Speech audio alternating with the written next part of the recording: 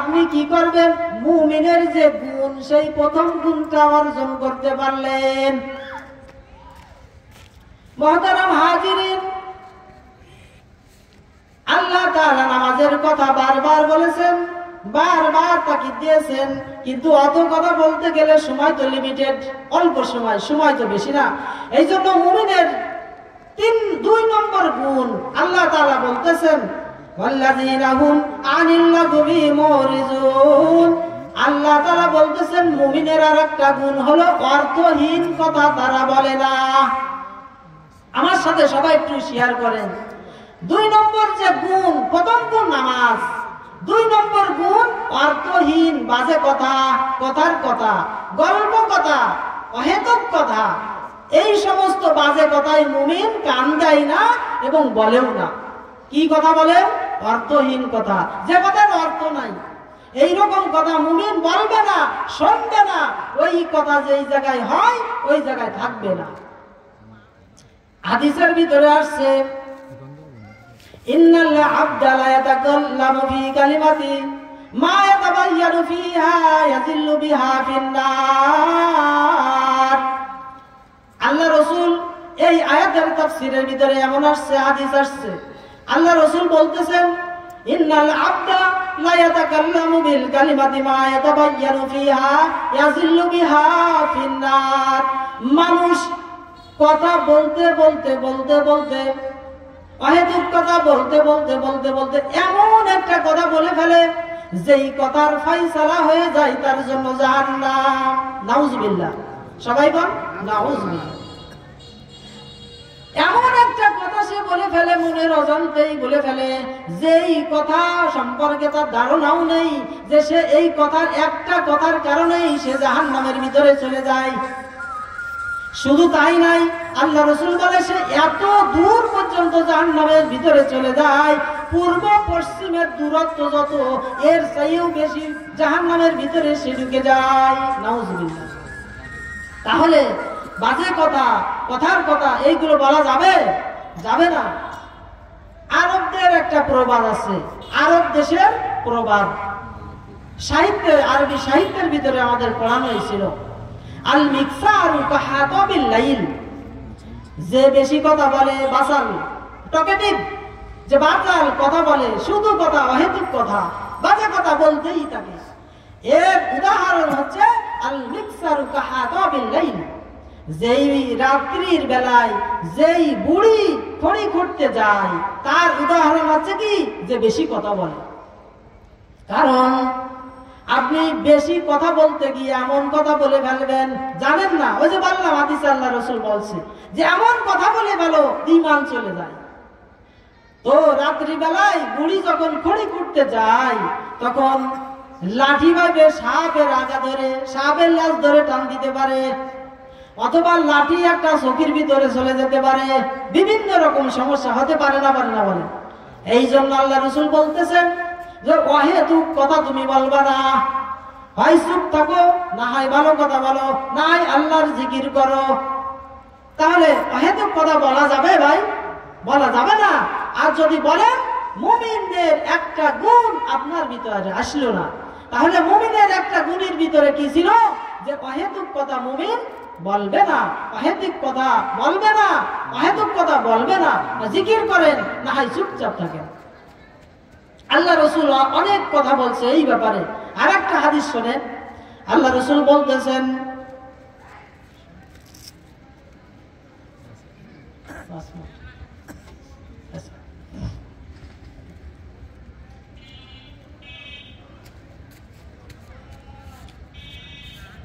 যাই হোক সময় কম, এই পর্যন্ত এটাই থাক।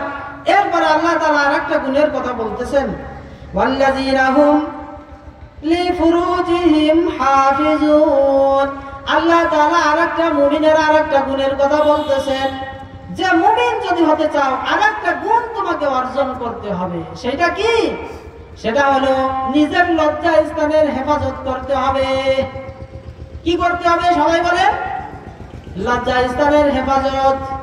আল্লাহ কোরআন শরীফের শুরুতে বলেছে একটা কথা, বিবাহের কথা। কি বলছে?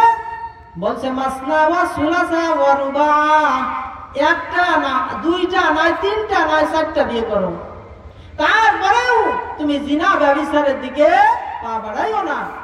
আল্লাহ তাআলা এই আয়াতের ভিতরে ঠিক একই কথা বলতেছেন যে তুমি তোমার লজ্জা স্থানের হেফাজত করো। লজ্জা স্থানের হেফাজত যদি আপনি করতে পারেন না, তাহলে আপনি মুমিন না।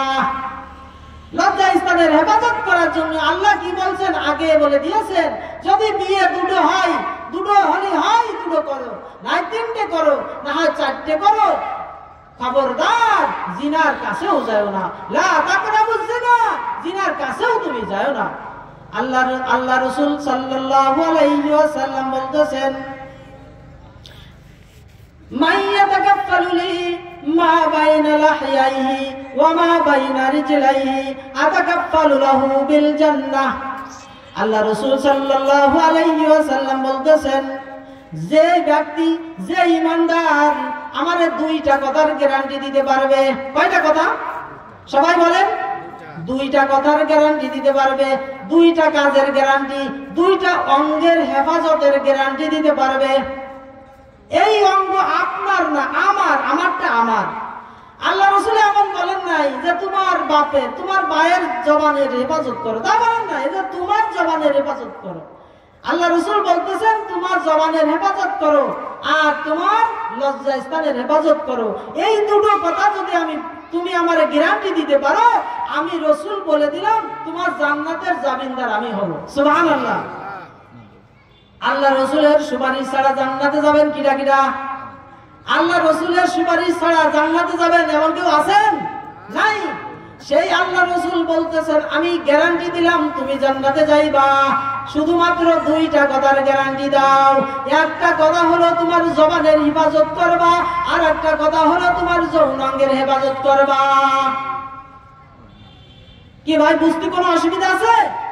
আল্লাহ তাআলা সূরা মুমিনুনের ভিতরে মুমিনদের গুণাবলী বর্ণনা করেছেন। এর ভিতরে মুমিনের সবচাইতে বড় গুণ হলো নামাজ। নামাজ যেমনি সেমনি পড়লি হবে তা কিন্তু বলেন নাই। আল্লাযীনা হুম ফি সালাতিহিম খাশিউন, খুশু খুজুওয়ালা নামাজ পড়তে হবে। 2 নম্বরে কি বলছিলাম? অহেতুক কথা, বাজে কথা, গল্পগুজব করা যাবে না যাবে না? যাবে না। 3 নম্বরে বলছিলাম যৌনাঙ্গের হেফাজত করা লাগবে। 3টে কথা ভাই, বেশি ওয়াজ শোনার দরকার নাই, অল্প শুনেন, মনে রাখেন, আমল করেন, আল্লাহ চাহে তো এতে অনেক ফায়দা দেবে। ঠিক কিনা বলেন? এতে অনেক ফায়দা দেবে ভাই। 2 দিন ব্যাপী ওয়াজ মাহফিল, অনেক ওয়াজ আপনারা শুনবেন, কিন্তু সব কথা মনে যদি নাও থাকে, এরকম সেলেক্ট শর্টকাট ছোট সিলেবাসটা ছোট করে নেবেন। যে সামাদ সাহেব গ্রামের মানুষ, তো 3টে কথা বলছে। এক, সুন্দরভাবে নামাজ পড়া। আমার সাথে ভাই একটু বলেন, সময় তো শেষ, এই জন্য আমি শেষ। তো 1 নম্বর সুন্দরভাবে নামাজ পড়া। আঙ্গুল দেখায় একটু বলেন ভাই, আমি তো আপনার কাছে বেশি চাচ্ছি না, আঙ্গুল দেখায় বলেন 1 নম্বর কি? সুন্দরভাবে নামাজ পড়া। 2 নম্বর, বাজে কথা বলবো না, শুনবো না। যেই জায়গায় বাজে কথা হয়, গল্প গুজব হয়, অহেতুক কথা হয়, ওই জায়গায় কান দেব না। 2 নম্বর। 3 নম্বর, জবানের হেফাজত, লজ্জার স্থানের হেফাজত করব। এই 3টে কথা আমি কি বুঝতে পারলাম? আলহামদুলিল্লাহ। তাহলে এই 3টা কথার আমল করি আজ থেকে।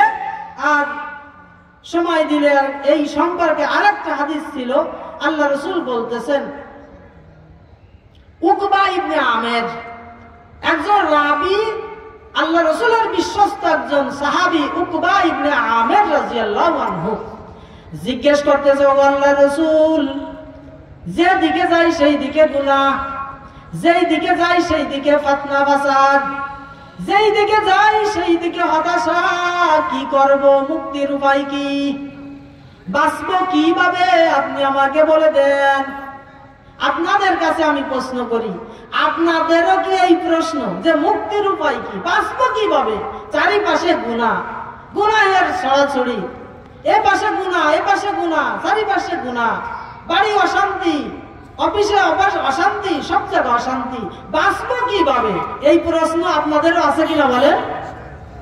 সবার পক্ষ থেকে কিয়ামত পর্যন্ত যত মানুষ আসবে সবার পক্ষ থেকে উকবা ইবনে আমের প্রশ্ন করেছে, ও আল্লাহর রাসূল বলে দেন বাঁচবো কিভাবে, বাঁচার উপায় কি? মান নাজাত আন উকবা ইবনে আমের রাদিয়াল্লাহু আনহু قال رسول الله قال قلت يا رسول الله من نجات আল্লাহ রাসূল জবাব দিতেছেন, আমসিক আলাইকা লিসানাকা, আমসিক আলাইকা লিসানাকা, আমসিক আলাইকা লিসানাকা। উকবা ইবনে আমের, তুমি যে প্রশ্ন করেছো তার জবাব নাও। কি? আমসিক আলাইকা লিসানাকা, এর একটা জবাব হলো, বাঁচার একটা উপায় হলো তোমার জিহ্বারে টেনে ধরো। কি বলছে? সবাই বলেন, জিহ্বাকে টেনে ধরো। তার মানে জিহ্বা টেনে ধরো মানে কি? লাগাম টেনে ধরো। তার মানে কি? ফাল পাড়ো না, বেশি কথা বলিও না, অহেতুক কথা বলিও না। আমসিক আলাইকা লিসানাকা, তোমার জিহ্বা টেনে ধরো। জিহ্বা অনেক কিছু বলতে চাই, বলিও না, থামাই দাও, থামাই দাও। ঘোড়ার লাগাম যেরকম টেনে ধরতে হয় ওই রকম জিহ্বারে টেনে ধরো, তাহলে বাঁচতে পারবা। ঠিক কিনা বলেন? একজন কথা বলতেছে, আমার বিপক্ষে গেছে, আমি বললি আরো 2-4টে বলতে পারি, কিন্তু রাসূল বললেন কি জিহ্বারে টেনে ধরো। মন চাচ্ছে তাও বলে না। ও যখন বলে বলে ক্লান্ত হয়ে যাবে, বাসায় যে ঘুমাবে, এরপরে চিন্তা করবে হাই হাই কি করলাম, অনেক কথা তারে শুনাইলাম, সে ইচ্ছা করলে বলতে পারতো, গায়ে শক্তি আছে খুশি মারতে পারতো, কিন্তু সে কিচ্ছু বলল না। চিন্তা করবে। ঠিক কিনা বলেন? আল্লাহ রাসূল বুদ্ধি শেখাই দিয়েছে, বাঁচার উপায় কি? তো জিহ্বারে টেনে ধরো, তাহলে বাঁচতে পারবা। কারণ তুমি যদি আব্দুল সাদ্দে বলে দাও, এরপরে ঝগড়া শুরু হবে, এরপর মারামারি শুরু হবে, এরপরে দিনাম ধরে, এরপরে দেখবেন যে কতল শুরু হয়ে গেছে। এর সেই ভালো হবে কি? রাসূল পরামর্শ দিয়েছে কি? জিহ্বারে টেনে ধরো। বল ইয়াসাকা বাইতুকা, 2 নম্বর কাজ হলো বাড়িতে সময় দাও। 2 নম্বর কাজ হলো বাড়িতে সময় দাও। আমার সাথে বলেন তো কি বলছে 2 নম্বর? বাড়িতে সময় দাও, বাড়িতে বেশি বেশি সময় দাও, দোকানে সময় দাও আল্লাহ রাসূল বলেন নাই। কি বলছে? বাড়িতে বেশি সময় দাও। এটা কিন্তু আমার বানানো কথা না, আল্লাহর কসম, আল্লাহর কোরআন আমার হাতে। এটা হাদিস পড়ছি, মুখস্থ করছি, তারপরে এসে বলতেছি। আল্লাহ রাসূল উকবা ইবনে আমেরকে বলতেছে, আমের বাঁচতে যদি চাও ফিতনা ফাসাদের জামানায়, তাহলে 3টা কাজ করো। 1 নম্বর জিহ্বারে টেনে ধরো, 2 নম্বর আমসিকা আলাইকা লিসানাকা ওয়াল ইয়াসাকা বাইতুকা, তোমার বাড়িতে বেশি বেশি সময় দাও, তোমার স্ত্রীকে সময় দাও, তোমার সন্তানাদি আছে তাদেরকে সময় দাও, তাদেরকে নসিহত করো, বই পড়াও, স্ত্রীকে তালিম দাও। এই কাজগুলো করো। বেশি দোকানে আড্ডা দিও না, গুনাহ ঠেকাতে পারবা না। ঠিক কিনা বলেন? 3 নম্বর ওয়াবকি আলা খাতিআতিকা, ওয়াবকি আলা খাতিআতিকা। 3 নম্বর আল্লাহ রাসূল বললেন, আমের 3 নম্বর আমল আছে তোমার, বেশি বেশি আল্লাহর কাছে গুনার জন্য কান্নাকাটি করো। নামাজ পড়েন, ইশার নামাজ পড়েন, এরপরে কিছু নফল নামাজ পড়েন, আল্লাহর কাছে হাত তুলে কান্নাকাটি করেন, আল্লাহ যেইভাবে নামাজ পড়ার দরকার ছিল এইভাবে পড়তে পারি নাই, নজর এদিক সেদিক গেছে, মন এদিক সেদিক চলে গেছে, আল্লাহ তুমি আমারে মাফ করে দাও। কান্নাকাটি করো। তাহলে আপনি যে যা চাচ্ছেন যে বাঁচার উপায় কি, দেখবেন দুনিয়া থেকে অনেক ঝামেলার থেকে আপনি বাঁচতে পারবেন। হাদিসটা মিলাই নেছেন? 3টা কথা, এই 3টা কথাও আগের 3টা কথার সাথে মিলাই নেন, মনে রাখেন। 1 নম্বর জিহ্বাকে টেনে ধরা। সবাই আমার সাথে একটু বলেন, জিহ্বাকে টেনে ধরেন। তার মানে সত্যি সত্যি জিহ্বা টানবেন না, জিহ্বারে হেফাজত করেন। মন চাবে জিহ্ব বলে দিই, আমারই বলেছে আমি দুটো বলে দিই না, আল্লাহ রাসূল বলছে জিহ্বারে টেনে ধরো। 2 নম্বর আমসিকা আলাইকা লিসানাকা ওয়াল ইয়াসাকা বাইতুকা, বাড়ি সময় দেন। নামাজ পড়া হয়ে গেছে, বাস বাড়ি চলে যান, স্ত্রীকে গল্প শোনান, তাও সওয়াব হবে। স্ত্রীর দিকে শুধু তাকাই থাকেন, তাও সওয়াব হবে। স্ত্রীর সাথে তালিম দেন, কোরআনের তালিম দেন। দেখবেন আপনি স্ত্রী দুইজন যখন কোরআন শরীফ নিয়ে বসবেন, আপনার ছেলেটাও সাথে কোরআন শরীফ নিয়ে বসে যাবে। ঠিক কিনা বলেন? এই জন্য আল্লাহ রসুলের আমল করে দেখেন, অবশ্যই ফল পাবেন, অবশ্যই ফল পাবেন, কোনো সন্দেহ নাই। কারণ এটা হাদিস, এটা আল্লাহ রসুলের কথা, এর ভিতরে কল্যাণ আছে। ভাই মুহতারাম, তো আমি আবার বলে দিই, আল্লাহ তাআলার কালাম কোরআন থেকে তিনটা কথা বলছি। 1 নম্বর সুন্দরভাবে নামাজ পড়া। 1 নম্বর কি বলেন? সুন্দরভাবে নামাজ পড়া। 2 নম্বর কথা কি বলছিলাম?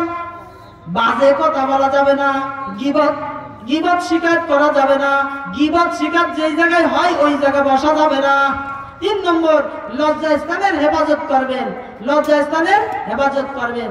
এই তিনটা কথা যদি মনে রাখতে পারেন, আল্লাহ চাহে তো এর ফল পাবেন। আল্লাহ তাআলা আমাদের সবাইকে আলোচনা বুঝার, যা শুনলাম এইগুলোর পর আমল করা তৌফিক দান করেন। সবাই বলেন আমিন।